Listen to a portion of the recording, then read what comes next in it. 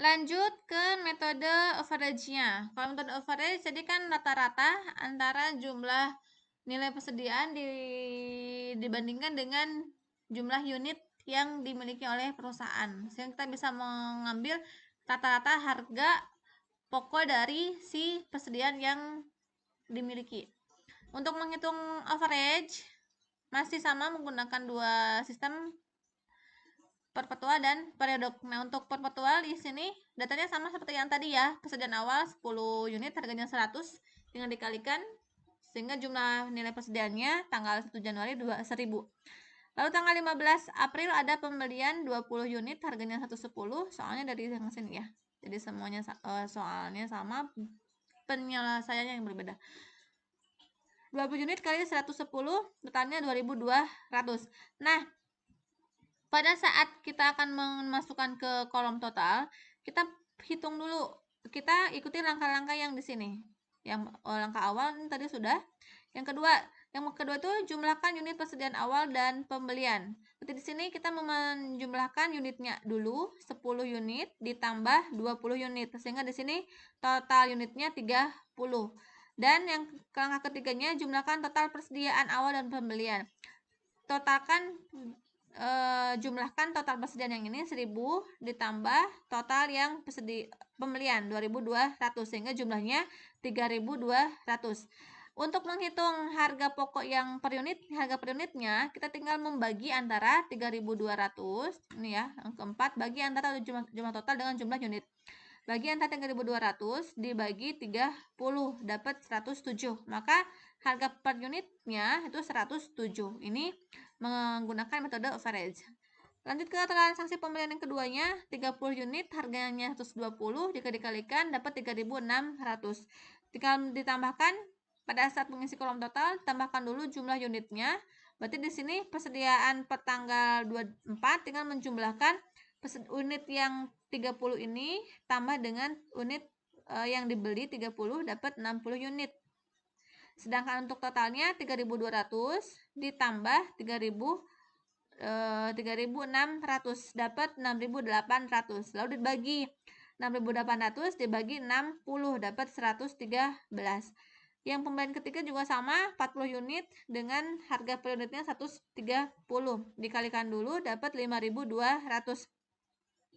Untuk karena belum ada penjualan, maka per tanggal 27 nilai unit persediaannya bertambah. Tadinya 60 karena ada pembelian ditambah 40 jadi 100, dan untuk jumlah persediaannya 6800 tambah 5200 dapat 12000.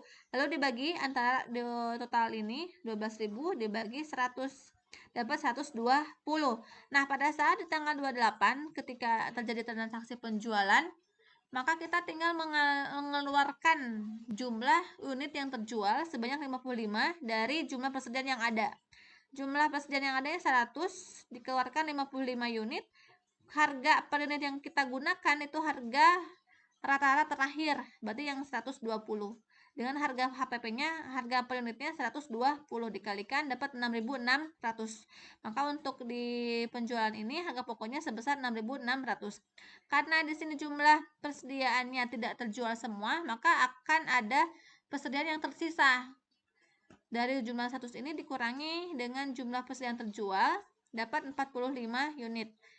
Harga pokoknya sama, harga per unitnya sama 120 dikalikan sehingga ending inventory-nya 5400. Maka jika menggunakan metode average, harga pokoknya 6600 dan ending inventory-nya sebanyak 5400. Untuk perhitungan COGS itu menggunakan cara yang sama seperti penjelasan yang tadi.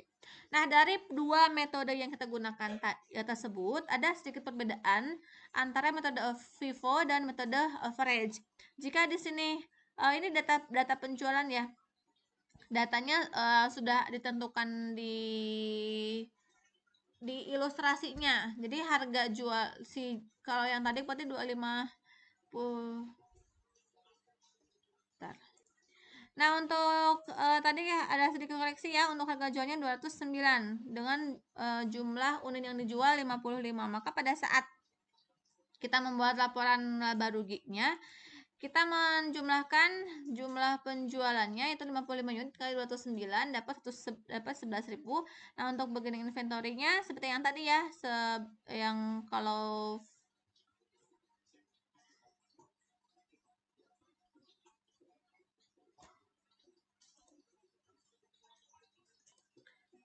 yang Vivo ya beginning inventory-nya 1000, purchase-nya 11.000, lalu ending inventory-nya 5.800. Ini yang Vivo 5.800. Sehingga di sini dapat COGS-nya 6.200. Tetapi kalau di average beginning inventory 1000, purchase-nya 11.000, persediaan yang siap dijualnya 12.000 dijumlahkan ya.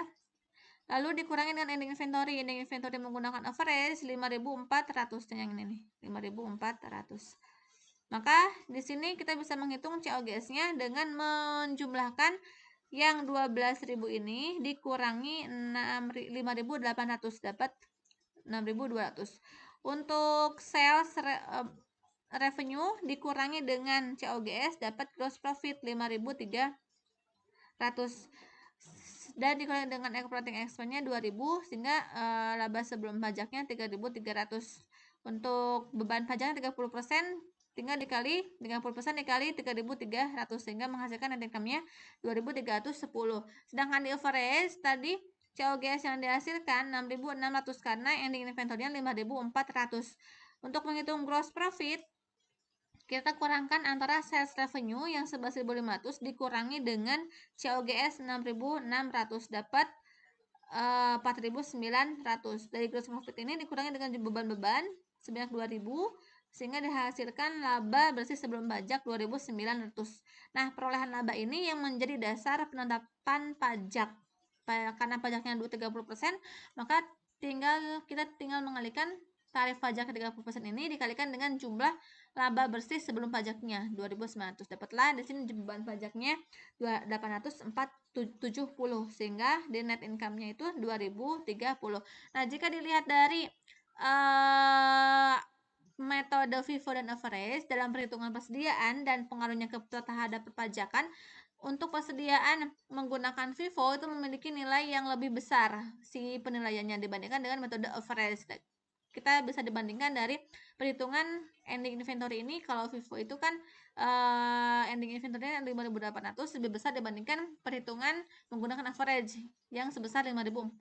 Sedangkan kalau berdasarkan harga pokok penetapan menggunakan si FIFO itu COGS-nya lebih rendah, sedangkan untuk average penetapan harga COGS-nya lebih tinggi dibandingkan yang FIFO. Lalu dampak terhadap pajaknya, kalau untuk pajak karena di sini perolehan laba yang berdasarkan FIFO itu 3.300 sedangkan average hanya 2.900, maka beban pajak yang akan dibayar oleh perusahaan yang menggunakan metode FIFO itu cenderung lebih tinggi dibandingkan perusahaan yang menggunakan metode average.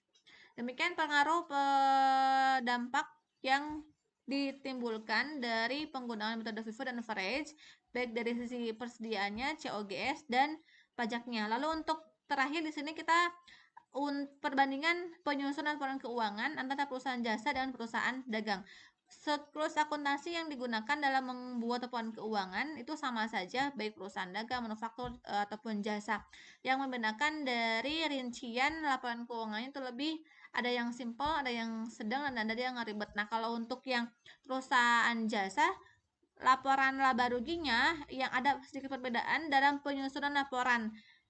Di antaranya di laporan laba rugi. Kalau di jasa, penyusunan laba ruginya itu hanya meliputi jumlah pendapatan dikurangi dengan jumlah beban yang dikeluarkan perusahaan sehingga langsung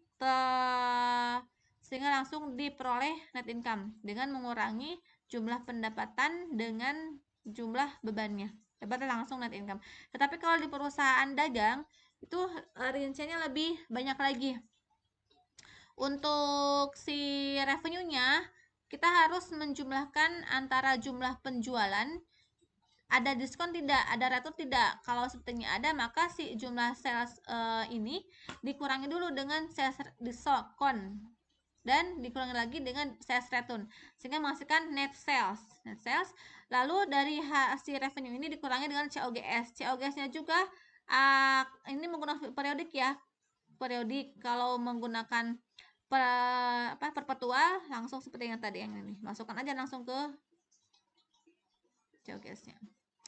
Nah, di sini dimasukkan ada bagian inventory ada tidak, purchase-nya, masukkan jumlah pembeliannya. Kalau ada purchase diskon, masukkan juga. Purchase return tinggal dimasukkan, flag in juga tinggal dimasukkan. Nah, purchase diskon, return dan flag in itu mengurangi purchase sehingga di sini dapatlah net purchase. Untuk menghitung COGS tinggal menjumlahkan antara beginning inventory tambah net purchase dikurangi ending inventory. Ending inventory ini bisa diketahui dari kartu persediaan atau sudah ada keterangannya di kasus.